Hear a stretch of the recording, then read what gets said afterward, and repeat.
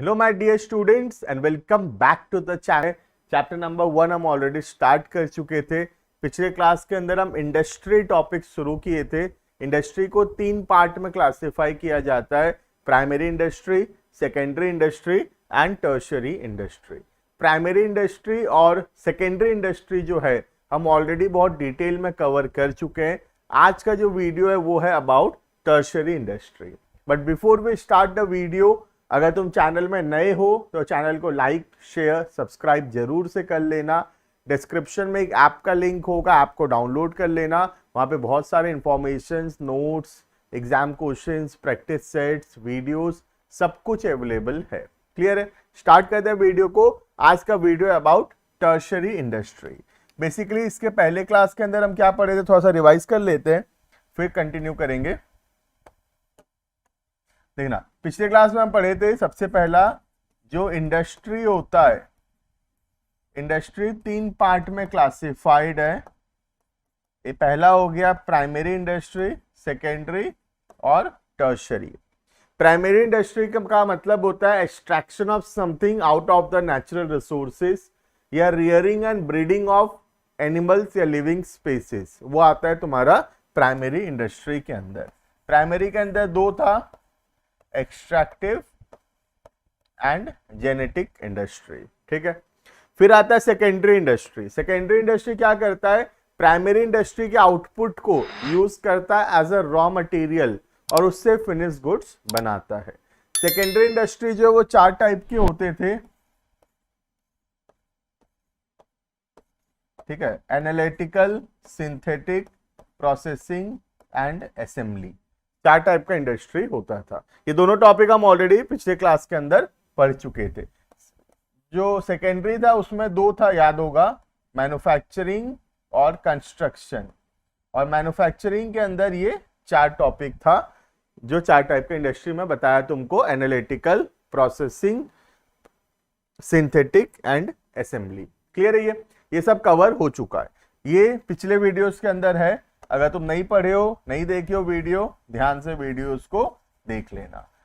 तो ये सब जो मैं पढ़ा चुका हूं ऑलरेडी हटा दिया।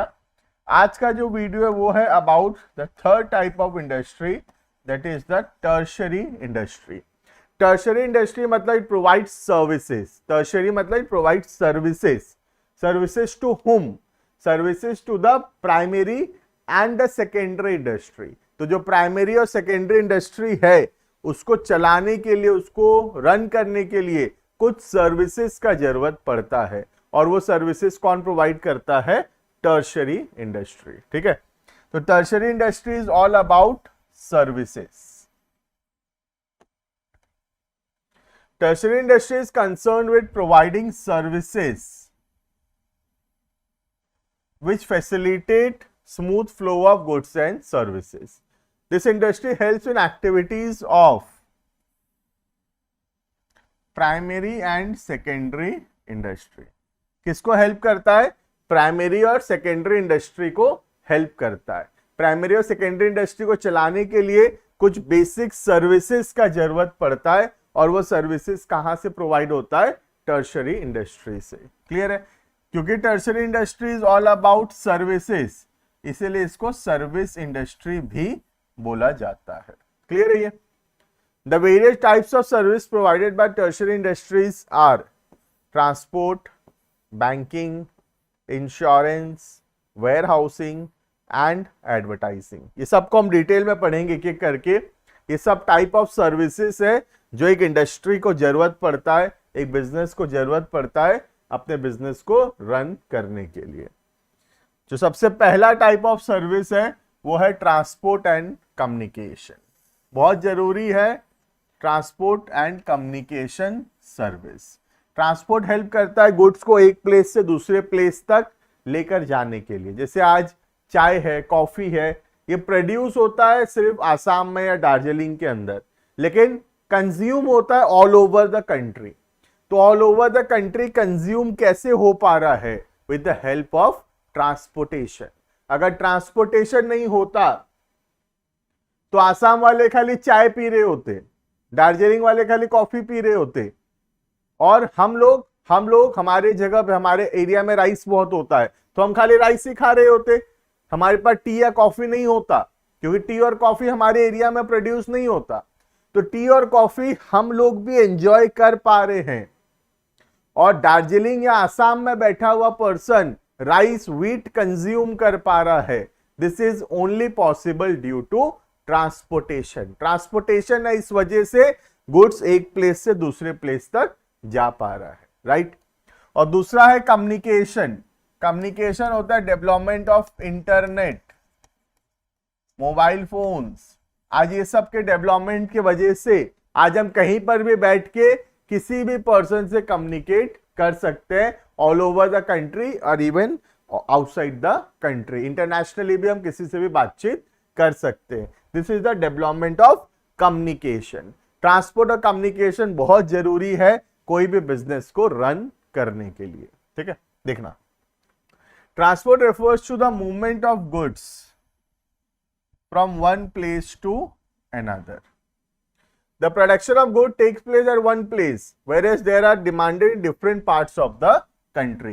Goods बनता तो एक जगह है, जैसे चाय, टी या coffee plantation. Tea coffee plantation एक एरिया में होता है, बट डिमांड किया जाता है all over the country. For example, tea is produced in Assam and Darjeeling, but is consume all over the parts of the country. तो ये पॉसिबल हो पा रहा है, इसका consumption only due to transportation. Transportation is also helpful in movement of raw material. Raw material को एक जगह से दूसरी जगह लाना, ठीक है, या फिर लेबर को एक जगह से दूसरी जगह लेकर आना, ये दोनों में भी ट्रांसपोर्टेशन हेल्प करता है। आज हम कोई भी इंडस्ट्री लगाएं, उसमें हमको रॉ मटेरियल्स चाहिए, उसमें हमको लेबर्स चाहिए। तो ये जो ट्रांसपोर्टेशन ऑफ रॉ मटेरियल या ट्रांसपोर्टेशन ऑफ लेबर पॉसिबल हो पा रहा है, that is only due to transportation. Clear है।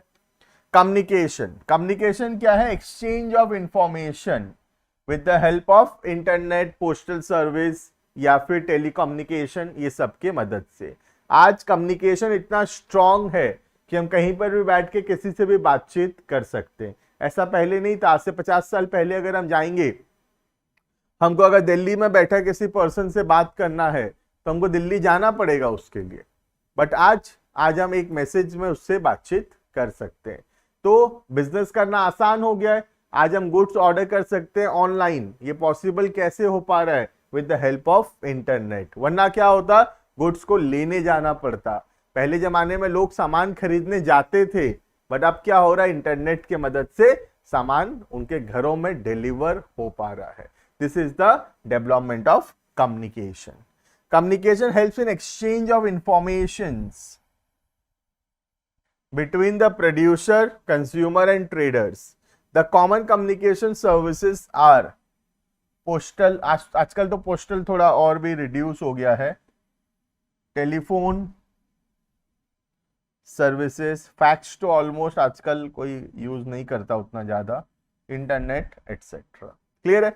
So this is the first type of service, that is transport and communication. Next type का सर्विस आता है banking and finance. With the development of bank, with the development of finance, आज के दिन में एक जगह से दूसरी जगह पैसा भेजना बहुत आसान है। बैंक हमको प्रोवाइड करता है loan, credit facilities, cheque clearance facilities, transfer कर सकते हैं हम पैसा एक जगह से दूसरी जगह। पहले ऐसा नहीं था। अगर बैंकिंग सिस्टम स्ट्रांग नहीं होगा तो पहले पैसा देने जाना पड़ता था। आज हम अगर मुंबई से सामान खरीदते हैं तो हम ऑनलाइन पेमेंट कर देंगे, मुंबई में पैसा पहुंच जाएगा साथ साथ।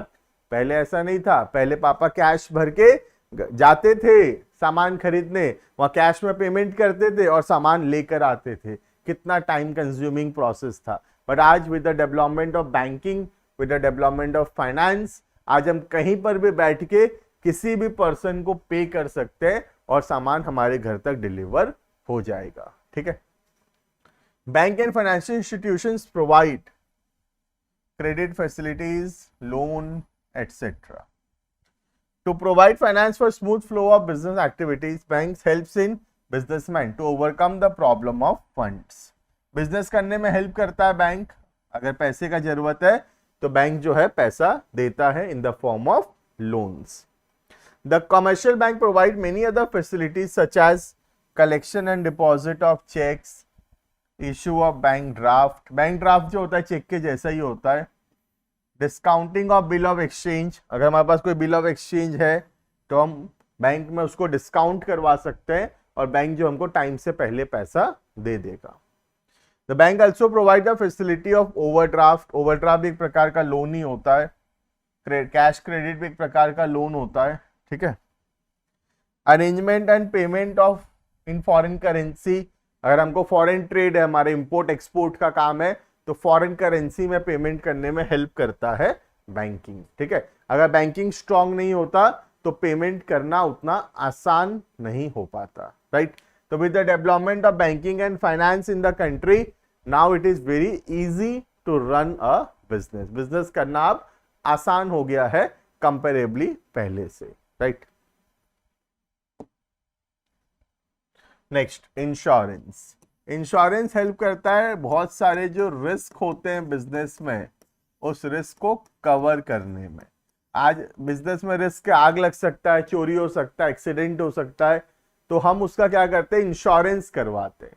अब इंश्योरेंस कंपनी क्या करता है, हमसे कुछ पैसे लेता है और बदले में इंश्योरेंस कंपनी हमको प्रॉमिस करता है कि अगर हमारा नुकसान हुआ तो इंश्योरेंस कंपनी उसका भरपाई करेगा, उसको कॉम्पेंसेट करेगा और उसका पैसा देगा। तो एक बिजनेसमैन अपने जो भी रिस्क है उसको कवर कर सकता है और थोड़े बहुत प्रीमियम अमाउंट पे करके अपने रिस्क को कवर कर लेगा वो। अब अगर कोई भी नुकसान होता है बिजनेस में तो डर नहीं है, क्योंकि नुकसान का पैसा कौन भरेगा, इंश्योरेंस कंपनी भरेगा, ठीक है। Businessmen have to bear various types of risk. Insurance provides protection from some kind of risk. सारा रिस्क तो इंश्योरेंस नहीं होता है, आगे चल के रिस्क हम बहुत डिटेल में पढ़ेंगे, इस चैप्टर के अंदर दिया हुआ है।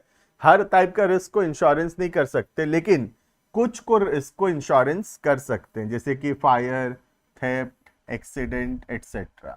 ये सब रिस्क का हम इंश्योरेंस कर सकते हैं। The insurance company provide protection to employees also against the risk of accident. Employee को नुकसान हो सकता है, अगर फैक्ट्री में कोई भी प्रकार का एक्सीडेंट होता है कुछ भी, तो हम उसका भी इंश्योरेंस करवा सकते हैं। अगर एम्प्लॉय को कोई भी नुकसान पहुंचता है फैक्ट्री में कोई भी एक्सीडेंट की वजह से, तो इंश्योरेंस कंपनी उसका भी पैसा देगा, ठीक है। बिजनेसमैन हैव टू पे a nominal amount of premium and in return they get compensation for the loss from the insurance company, ठीक है। कैसे वर्क करता है देखना, जैसे ये हम है, हमारी कंपनी है, ठीक है, और ये कौन है, इंश्योरेंस कंपनी। हम क्या करते हैं, हम प्रीमियम पे करते हैं, वी पे प्रीमियम, बहुत छोटा अमाउंट होता है, वो हम पे करते हैं किसको, इंश्योरेंस कंपनी को। और बदले में इंश्योरेंस कंपनी जो है हमको प्रॉमिस करता है कि हमारा जो भी नुकसान होगा उस नुकसान का भरपाई करेगा। क्लियर है ये? तो हम थोड़ा बहुत प्रीमियम पे करते हैं इंश्योरेंस कंपनी को, बदले में इंश्योरेंस कंपनी हमको प्रॉमिस करता है कि अगर हमारा लॉस हुआ तो इंश्योरेंस कंपनी उसका जो है भरपाई करेगा। क्लियर है ये? Next, warehouses. Warehouses बहुत ज्यादा इंपॉर्टेंट है, क्योंकि जो प्रोडक्ट जब प्रोड्यूस हुआ, जरूरी नहीं है ना कि उसी समय कंज्यूम हो जाएगा। प्रोडक्शन और कंजम्पशन में टाइम गैप हो सकता है प्रोड्यूस अभी हो रहा है लेकिन कंज्यूम अभी नहीं हो रहा, कंज्यूम बाद में होगा। तो वेयर हाउसेस का जरूरत पड़ेगा गुड्स को स्टोर करने के लिए। Usually there is a time gap between the production and consumption of goods. Goods are not consumed immediately when they are produced। जरूरी नहीं है कि जब बनेगा उसी समय सारा कंज्यूम हो जाएगा। जैसे राइस है, व्हीट है, पर्टिकुलर सीजन्स में प्रोड्यूस होता है, लेकिन डिमांड किया जाता है थ्रू आउट द ईयर। हमको हर दिन चाहिए राइस, लेकिन प्रोड्यूस तो नहीं होता हर दिन, तो क्या करते हैं, जब ज्यादा प्रोड्यूस होता है उस समय स्टोर करके रखते हैं, सो दैट हर समय उसका अवेलेबिलिटी रहेगा, ठीक है। For example, wheat, rice, etc. produced in a particular season only. but these are consumed throughout the year, so these are need to be stored. Clear है? Warehousing helps the business to overcome the problem of storage. तो warehouse हमको help करता है store करने में goods को. Warehouses are constructed keeping in mind the nature of goods. कौन सा गुड्स को स्टोर कर रहे हैं उसके हिसाब से वेयरहाउस होता है. जैसे अगर पेरिशेबल गुड्स है तो उसके लिए कोल्ड स्टोरेज का जरूरत पड़ेगा, और अगर नॉन पेरिशेबल गुड्स है, नॉर्मल राइस व्हीट है, तो उसके लिए नॉर्मल वेयरहाउस होने से चलेगा. बात समझ में आ रहा है? Next, warehousing facilitate the availability of goods whenever required. तो वेयरहाउस हमको हेल्प करता है गुड्स जब चाहिए होगा तब अवेलेबल हो पाएगा, क्योंकि प्रोड्यूस तो कभी कभार होता है लेकिन डिमांड तो हमेशा होता है उसका, तो वेयरहाउस में उसको स्टोर करना पड़ेगा, तभी जब उसका डिमांड होगा तब हम उसको अवेलेबल करवा पाएंगे. क्लियर? नेक्स्ट जो टाइप ऑफ सर्विस है वो है एडवर्टाइजिंग. एडवर्टाइजिंग क्या करता है? इंफॉर्मेशन पहुंचाता है हमारे टारगेट कस्टमर्स को. आज हम कोई भी प्रकार का प्रोडक्ट बना रहे हैं, कोई भी प्रकार का सर्विसेज दे रहे हैं, कोई भी नया फीचर्स है, कोई भी नया प्रोडक्ट है, तो ये सारे का इंफॉर्मेशन हमारे टारगेट कस्टमर तक कैसे पहुंचेगा? With the help of advertising. Clear है? Practically it is impossible for a manufacturer and trader to contact each and every customer. हर कस्टमर से कॉन्टैक्ट करना बहुत डिफिकल्ट है. हम हर कस्टमर तक कैसे इंफॉर्मेशन पहुंचाएंगे कि हम नया प्रोडक्ट लॉन्च किए? तो हर कस्टमर तक तो कांटेक्ट करना डिफिकल्ट है. तो एडवर्टाइजिंग से क्या होगा? इंफॉर्मेशन पहुंचेगा हमारे टारगेट कस्टमर तक. Advertising helps to overcome this problem. Goods are advertised to inform the consumers about their use, quality and prices. Advertisement spreads awareness among the customers regarding new goods and their usage. तो advertisement help करता है customer तक information पहुंचाने में about the product and it's usage. Clear है? Advertising का तरीका बहुत बदल रहा है आज के दिन में. पहले हम फिजिकल फॉर्म ऑफ एडवर्टाइजमेंट्स ज़्यादा देखते थे, बट आज के दुनिया में लोग डिजिटल हो गए हैं, इसीलिए डिजिटल एडवर्टाइजमेंट्स ज़्यादा देखने को मिलता है. आज एडवर्टाइजमेंट्स इंस्टाग्राम में, यूट्यूब में, वेबसाइट्स में, यहाँ पे एडवर्टाइजमेंट ज़्यादा देखने को मिलता है, क्योंकि ज़्यादा लोग आजकल डिजिटल फॉर्म ऑफ एडवर्टाइजमेंट को पसंद करते हैं. क्लियर है? तो this was all about what is tertiary industry. Tertiary industry की जैसे तुम देखे, tertiary industry is all about services. Service के बारे में टर्शियरी इंडस्ट्री, पहला सर्विस था ट्रांसपोर्ट जो हेल्प करता है मूवमेंट ऑफ गुड्स. नेक्स्ट है बैंकिंग जो प्रोवाइड करता है पेमेंट, लोन्स, ये सब. इंश्योरेंस जो हेल्प करता है रिस्क को मिनिमाइज करने में. वेयरहाउसेस हेल्प करता है storage of goods. Advertising help करता है flow of information to the customers. Clear है? This was all about what is tertiary industry. तो इंडस्ट्री टॉपिक हमारा कंप्लीट हो गया. यहाँ पे पिछले क्लास में हम primary and secondary industry cover किए थे. आज का जो वीडियो हम उसमें देखे व्हाट इज टर्शियरी इंडस्ट्री. ठीक है? मैं होप करता हूँ कि वीडियो अच्छा लग रहा होगा. चैनल में नए हो तो लाइक, शेयर, सब्सक्राइब जरूर से कर लेना चैनल को. बहुत मेहनत कर रहे हैं तुम लोगों के लिए. एक एक टॉपिक में एकदम डिटेल वीडियो बनाया जा रहा है. हर एक सब्जेक्ट का हर एक वीडियो हम लोग अपलोड करने वाले हैं. नए हो तो जरूर से सब्सक्राइब कर लेना. मिलते हैं नेक्स्ट क्लास के अंदर. Thank you and bye bye.